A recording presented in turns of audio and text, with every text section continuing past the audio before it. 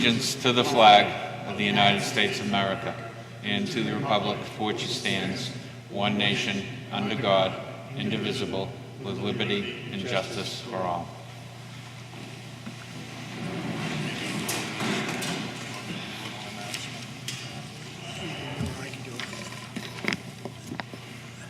Well, I'd like to welcome everybody here tonight.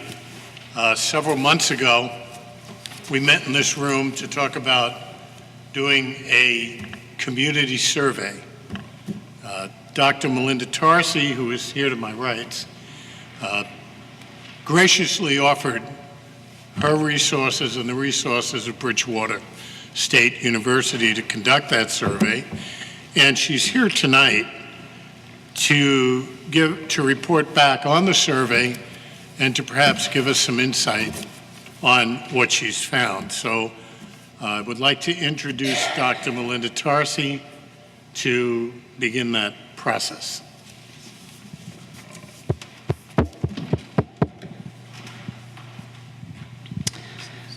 Thank you, Frank, and thank you to the Board of Selectmen, and thank you for everyone who came out on a pretty nice spring evening to look at survey results.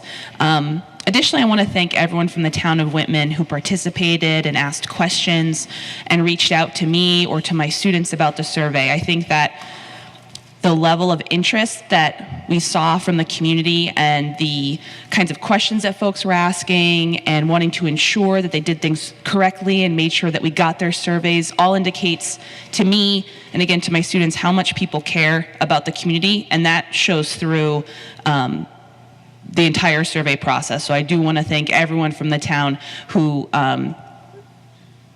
just provided their feedback. So we ran the survey between November and the beginning of February. And the survey ran in what we call a bimodal or two modes design, meaning that we offered the survey to folks in two different ways.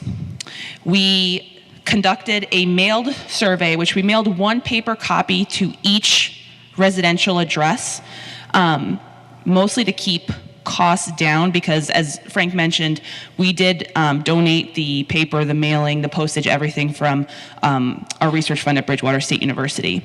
To compensate for that, the paper survey included what's called a QR code, that funny little barcode, that folks could use that if they got the paper survey and wanted to have other folks in their household take it online, they were able to use the QR code to access the online survey.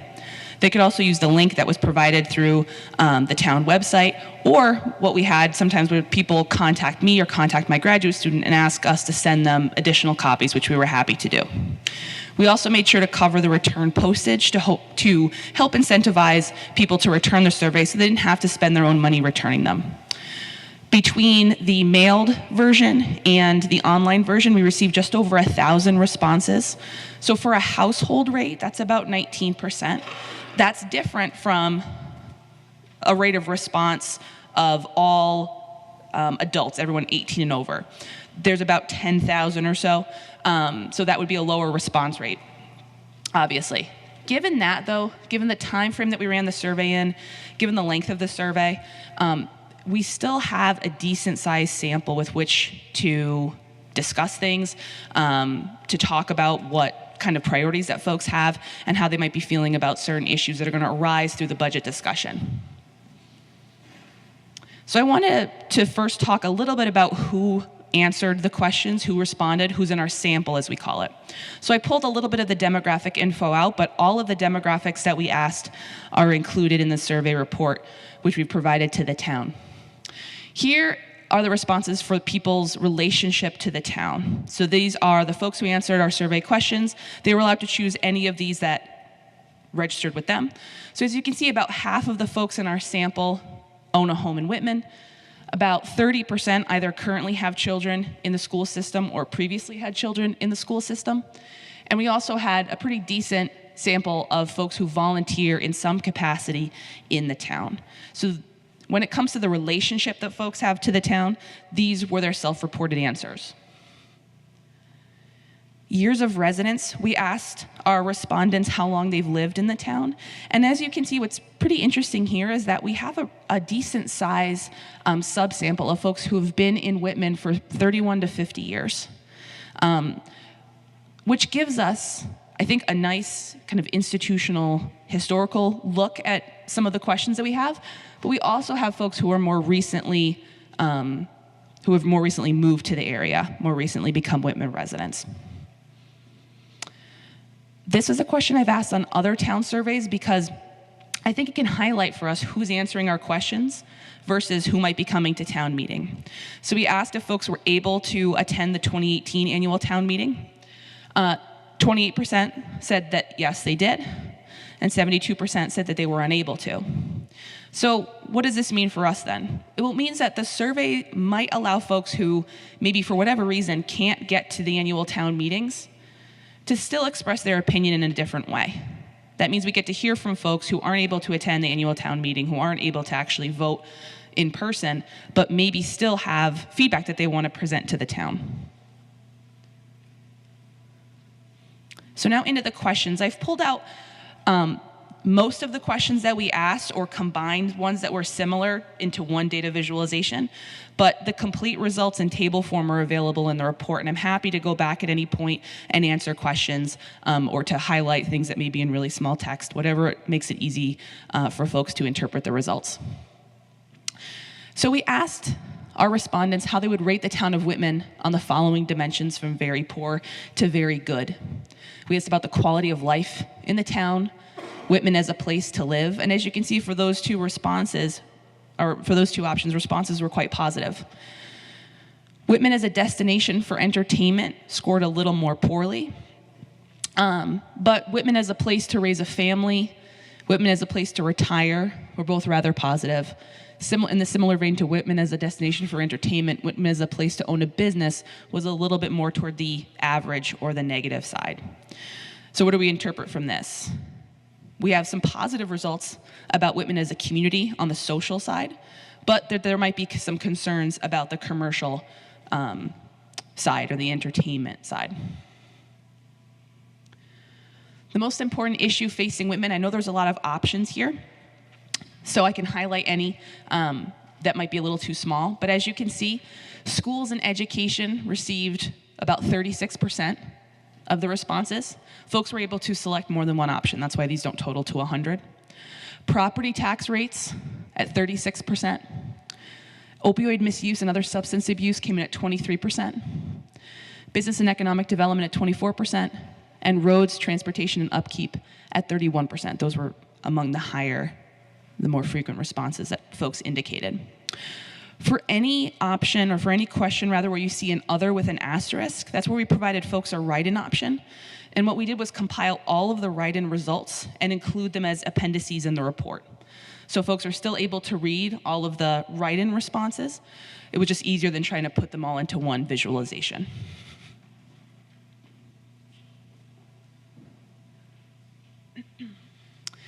So we asked two questions that have to deal with finances. One was, how would you like the town to increase revenue, money coming in?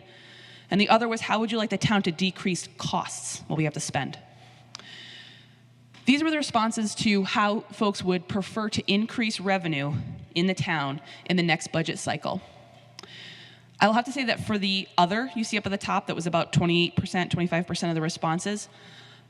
Again, I included all of the responses as an appendix in the report that you'll have access to. A lot of them had mentioned business development. The only thing that's a little unclear there is if folks meant business development generating increased property taxes, business development generating increased meal taxes, things like that. So that's a place where there wasn't as much clarity. Of the presented options, close to half of the respondents said to increase the cost of licenses and fees. 8% wanted to increase excise taxes, and only 17% wanted to increase property tax rates. Increasing property tax rates, obviously not a very popular thing for folks in any town. And what's helpful to know, and might give you some context, is that in the scholarly literature on town revenues, municipal revenues, increasing licenses and fees tends to be a more popular option generally in whatever case that we're talking about. So this follows what we might expect to see of any municipality when they're being presented with options on how to increase revenues. This is the second question I mentioned, which was, how do we decrease costs? Okay. Excuse me. 42% of respondents said that we should force each town department to reduce its budget by a certain proportion. So oftentimes folks see this as a kind of an egalitarian measure. We make everyone cut their budget by 5%, regardless of the size of the department, regardless of what the department does. That way it keeps anyone from playing favorites. That was the most popular option. The next most popular option at 15% was to keep town employees' salaries level without raises. 14% said to reduce town hall hours of operation, and 13% said to reduce town services. Only 1% of respondents wanted to lay off town employees. So close to half of the respondents in our sample wanted some kind of across-the-board cut proposed to decrease costs. Now, increasing revenue and decreasing cost, folks might think are two sides of the same coin. In a way they are. But I also wanted to get a sense of if you had to balance those things together, as we all do with our own personal budgets, decreasing costs, increasing money coming in, how would folks rank those in a priority ranking structure? So we asked people to rank all the options from the last two questions to both decrease costs and increase revenue. We asked them to assign a number from 1 to 8, 1 being your most preferred option, 8 being your least preferred. We then calculated the average score for each option and lined them up with the lowest average score, which would have been the one that folks rated the highest the most, down to the lowest or the largest average score, which would mean that folks were indicating that as their least favorite option more frequently. When we asked folks to take all of those options into consideration, forcing each town department to reduce its own budget by a certain proportion was the highest ranked on average among all of the options. The next most frequently ranked was to increase the cost of licenses and fees. That maps onto those last two questions we just saw, right? Those were the two most popular for increased revenue and decreased cost. The third was to reduce the town hall hours of operation and then to reduce town hall services. So when it comes to evaluating those two items together, reduction of cost and increase in revenue, the more popular option when people are asked to priority rank them was, again, that across-the-board reduction, to ask each town department to reduce its own budget by a certain proportion.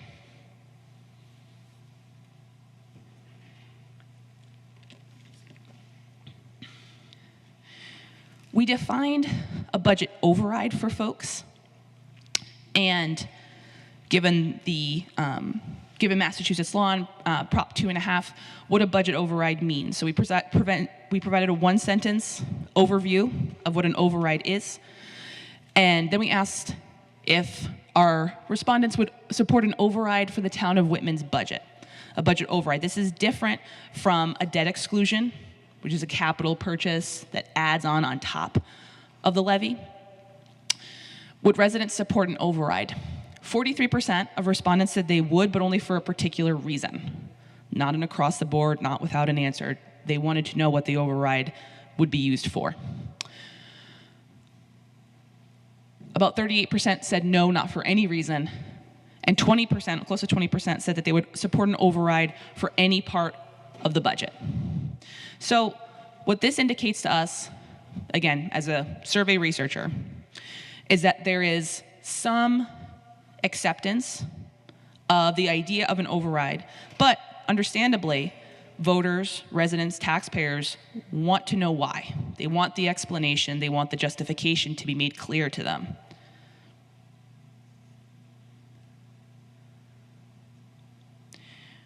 We then asked if there were particular departments that folks would like to see receive parts of any override generated funds, or if there were departments that anyone would like to see excluded from the receipt of funds. So to go back to that previous question, when about 40% of respondents said that they might be willing to support an override, but it depends on why. We wanted to see if there were particular areas of local government that folks would support either receiving those funds or being excluded from those funds. The dark blue line is receipt of funds, being able to generate more money from an override. The orange is to be excluded, to not receive any additional funds. So in alphabetical order from the bottom to the top are the departments in town government. And again, this maps on to what scholarship suggests we're likely to see when we ask residents and citizens about their budget priorities. So the departments that residents or that the survey respondents would like to see included and receive funds, we see schools, public works, police department, and fire department among the highest ranked ones. Veteran services was also quite high. The orange, again, is to be excluded. So in those instances, we see most town hall offices. And again, that seems a little bit more likely, also given how much folks interact with each of these departments. And we also ask questions about interaction. But when you think about it, folks probably have a lot more interaction with schools, especially if they have school-aged children, or public works every time there's a snowstorm, than they might have with a particular office in town hall if they're not often visiting it.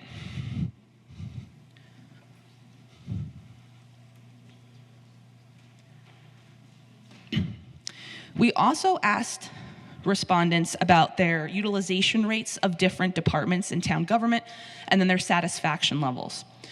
This particular graph shows their satisfaction levels if they've interacted with any level with any of these departments. But what's important to note is that the NA, not applicable, in green, means that they haven't interacted with that department in the past year. So the majority of our sample hasn't actually interacted with most of the town hall offices, but again, that's pretty common if we think about our day-to-day lives, or most people's day-to-day lives, in terms of how frequently we're contacting any of these departments.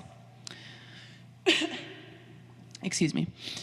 Now, overall, most of our respondents reported that they were either satisfied or very satisfied with the service that they had received in town hall across the departments. Obviously, some departments were scoring higher or lower than others, but generally the results are pretty positive. So again, combine this with the results on the question about cutting departments across the board. As a survey researcher, again, interpreting the results, this sounds to me like our survey respondents acknowledge and appreciate what their local government does. They like the level of services they receive, and they want to be able to maintain those, but understand that in a tough budget crunch, we might have to make cuts and to try to apply those cuts evenly. That is my interpretation of those results, but I'm happy in the Q&A to obviously take any questions or chat about that more with you all. We then asked questions. Again, we solicited question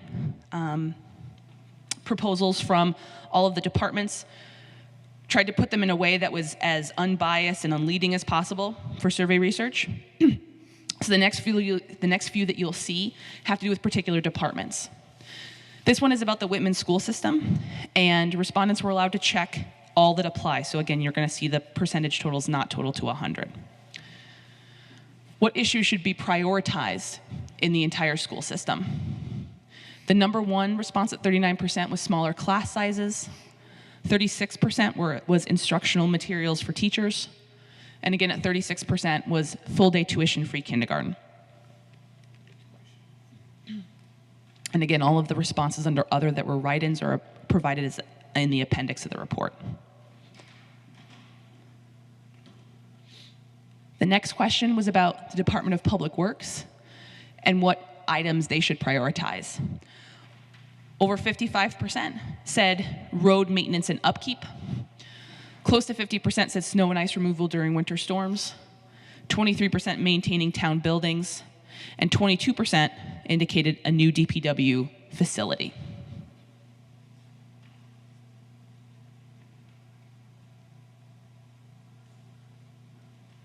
We also asked a similar question about the library and what issues folks wanted to prioritize there. None of these was actually the most popular option at 32%.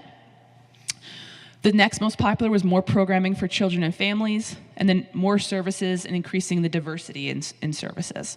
A lot of the write-in responses, again, under other, were actually suggestions about different ways the library might be utilized, especially as more folks transition to more digital materials.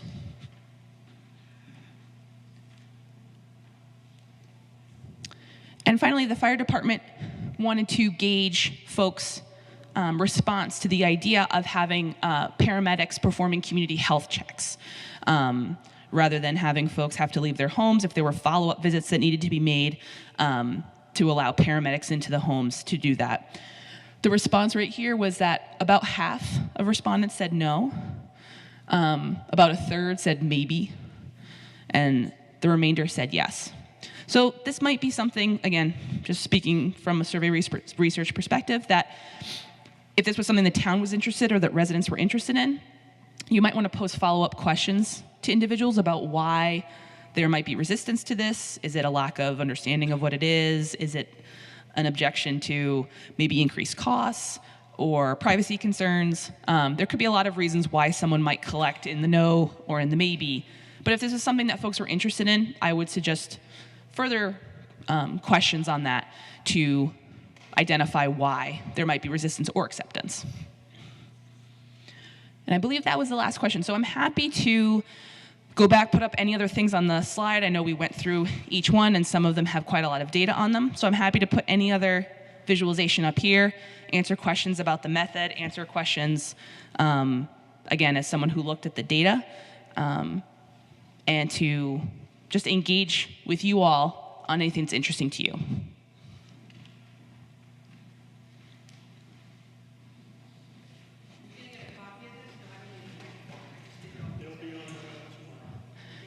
Yep, the copy. And there's the complete report has the answers, the response rates to each question, including the demographics, and a discussion of the methodology.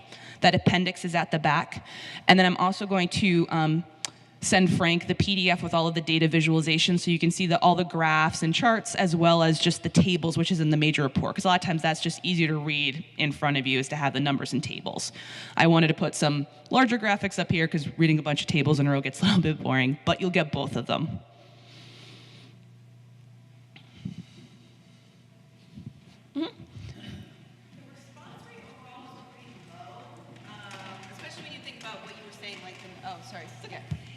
I was just saying, the response rate seemed pretty low when you consider the number of total people in the town that are of voting age. Is this on par with what is seen for other municipalities who engage in a survey like this? Or do you have any insights as to why do you think the response rate was that low? I mean, it just seems like this isn't a huge majority of the town that actually engaged in this. Yeah, that's a great question. For a survey like this, a municipal survey, this is actually a pretty standard response rate. And there's a lot of reasons. I mean, think about all the times that we are all contacted to take surveys. I do this for a living, and I'm guilty of hanging up on people or not opening the email or tossing the thing in the recycling bin that I get. It's human nature. We have a limited amount of time. That being said, there are some things that probably helped us. I think having the 2 modes was able to increase our sample size, because if you notice, it was about 400 or so respondents that we got. I'll get the exact number. 640 were online and 422 were paper. So if we only did one mode, we would have naturally excluded any group that was more willing to answer in a particular way, more willing to answer on a paper survey, more willing to answer in an online survey. But yeah, this is pretty standard response rate for a municipal survey. And I think that the level of engagement that we saw when we announced it and had people coming out and asking questions, and that people want to see the report, is actually all still really a good thing, whether or not they actually filled out the sample or actually filled out the survey. That people are interested, I think, is the ultimate goal, at least, again, from someone who does survey research and from who serves in her own town in local government. The fact that people are talking about it is a great thing.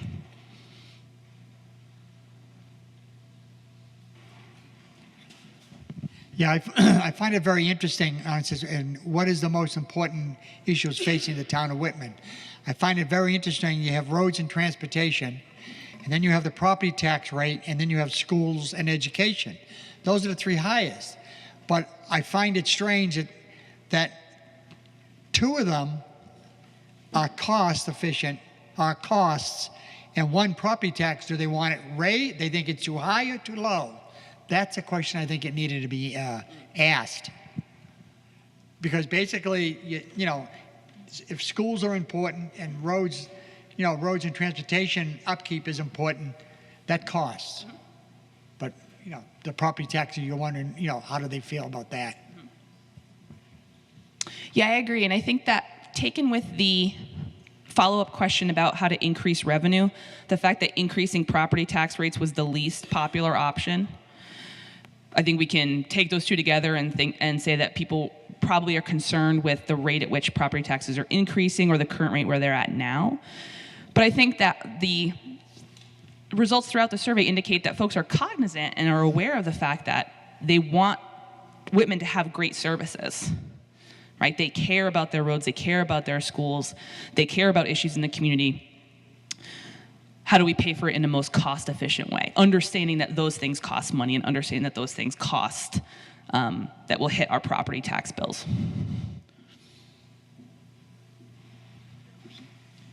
Is there a correlation between any of these questions? And is there any information that we can be parsed out between that correlation?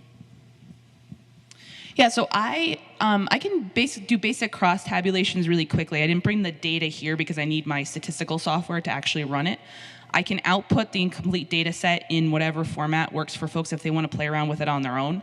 I can output as an Excel file or a CSV file. I did some quick correlations of some of the demographics, so folks with kids, or with children rather, and whether or not they that correlated with any particular responses on the school question. I didn't see anything statistically significant there.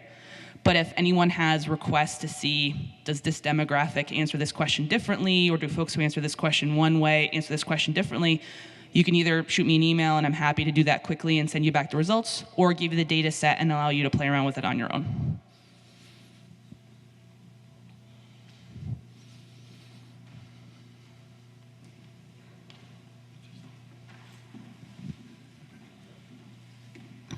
In looking at other surveys that you've conducted, how would you rate our responses? Are they typical? Are they atypical? Are there particular responses that are more significantly notable for Whitman than other communities? Mm-hmm. That's a good question. So if we look at research on public opinion when it comes to local finance, first of all, there's not a ton, so I think it's an area people need to study more. But in general, the areas that folks highlighted as places in the budget where they wouldn't mind an override applying, schools, public safety, that's something we tend to expect, at least in the research on local finances. Another result that wasn't as surprising was about the cuts across the departments. Again, folks want to see sort of the easiest and most kind of fair option. If we have to make cuts, ask every department to cut by a certain percentage. That seems like the most egalitarian option and doesn't seem like it goes after one particular department. And that was the most popular one, again, was something that I think is actually a really positive thing. It might still seem like it's a cut and that folks still want to make cuts. But that response to me at least indicates that people are looking for the most fair way to make those cuts and to keep costs down. So again, I think that that's rather positive. But in terms of folks wanting to support schools and public safety issues financially, that falls in line with a lot of the literature that we see about folks' priorities. I didn't see anything that jumped out as particularly surprising. What might be more notable, just because of the region that we're in and where the attention is placed, is the response rate on opioid misuse and other substance abuse.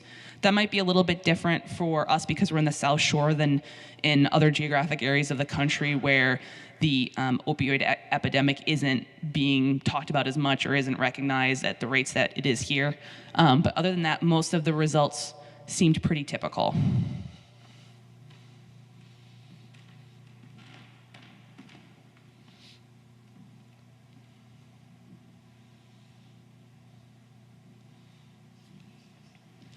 Were any of you surprised by any of the results? No.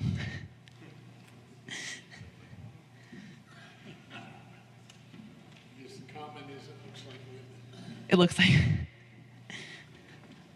another interesting fact that homeowners applied, answered 47% over renters or businessmen and stuff. I was surprised at that their homeowners are really into something like this to see exactly how they want their town to make up. Yeah, that makes a lot of sense. I mean, I know I just bought my first home a few years ago, and I became really interested in property tax rates after that, where I had not been before. So yeah, that makes a lot of sense. And I think even the number of volunteers in Whitman that answered, I thought that was really interesting. It was about 10% or so of our sample volunteer in some capacity in the town. So again, that points to the idea that people care about what's happening here. Whether it's answering a survey, showing up to town meeting, donating their time, all of that's time you could be spent doing something else, but people in this community are doing it for their community.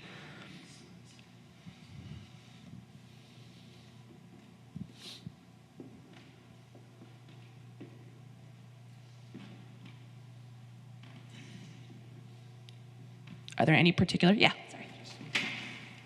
Hey, so at your first meeting, there was a lot of concern about people trying to take the online survey multiple times. How did you account for that? That's a good question. So Qualtrics, which is a platform that we used, has an option to prevent ballot box stuffing, is what they call it. So that will flag the system anytime it looks like someone from the same IP address is trying to submit something in rapid succession. I also went through all of the online responses after and just looked at the timestamps and the IP addresses, and I didn't see anything that looked weird or looked amiss. My grad student did the same thing, and none of us saw anything that stood out. So I think between the ballot box stuffing control that Qualtrics offers and just having a couple of folks look to make sure that nothing looked weird, nothing kept popping up, no similar responses, nothing stood out. Similarly with the paper ones, with the hard copy responses, we didn't see any that looked like they had been just photocopied. All of them looked original. Excuse me. So nothing that we saw indicated that there might have been any kind of fraud or any kind of attempt to send in multiples of the same thing. If anything, people were emailing or calling asking if they could get another copy because their spouse wanted to fill one out or because they wanted someone else in the household who was a voter to be able to fill one out. And that's when we were happy to send one out or email them the PDF so they could print it out themselves. But again, that was great from a survey research perspective because to have someone take the time out of their day to call you to ask if they can get another copy of the survey because they really want to make sure that you can get their response, that's awesome.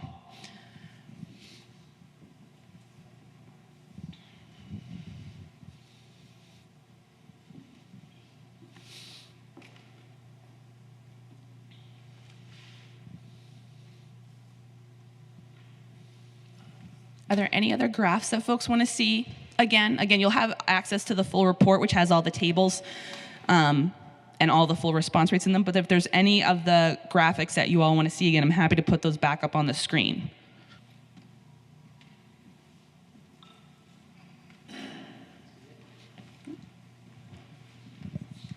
Melinda, I'd like to thank you and your group for the effort that you put into this. This survey, this idea of conducting the survey and collecting the information is part of an approach to plan ahead. It's not going to answer all the questions we need for this year's budget, but it gives us an idea of what the community as a whole is looking at. I grant, we have 9,500 registered voters, and it's disappointing that we got 11 or 12% of those. But in terms of households, it was a decent response. And the information is useful. There are a lot of different ways to dissect it. There are different ways to perceive what's being said, but it does help us to start looking long range on what's important to our community, and I want to thank you for that. Well, thank you very much, and I want to thank all of you too. Thank you. Like I said, everyone was wonderful to work with, and even beyond, hopefully this provides you with some information that's usable, but my undergraduate class on survey research actually went through the questionnaire and started to analyze some of the results before they had completely come in because of the end of their semester. So whether you knew it or not, you actually gave my students a really valuable hands-on learning experience in survey research, and some of those students are now interested in internships in local government because they did this kind of research. So the idea that a survey that we did that hopefully will help you might encourage someone else to serve in local government, I think is amazing. And again, my students and I really appreciate you allowing us in your town, allowing us to do this research with you, and hopefully you find the data useful in continuing to make your town a great place to live, which you obviously think it is. So thank you again so much for this. I would like to thank everybody who showed us for being tonight. Due to the fact that we have three selectmen that could attend tonight, illness or whatever, I'm glad that we're calling out meetings on next week, but we're able to continue with this. This is what the most important thing I think on the agenda. I want to thank you for coming, and anybody else who's watching this on television. I just hope that this information is helpful in making decisions. And for those who are watching from home and those who are here, once I have the balance of data from Dr. Tarsi, I will be publishing that information on our website. It'll be under, I believe it'll be under the heading Survey under the Town Administrator Reports. So I encourage everybody to look at and analyze that data. Simply from the perspective of cost, I'm not able to produce and mail these reports to households, but we do want to make them available.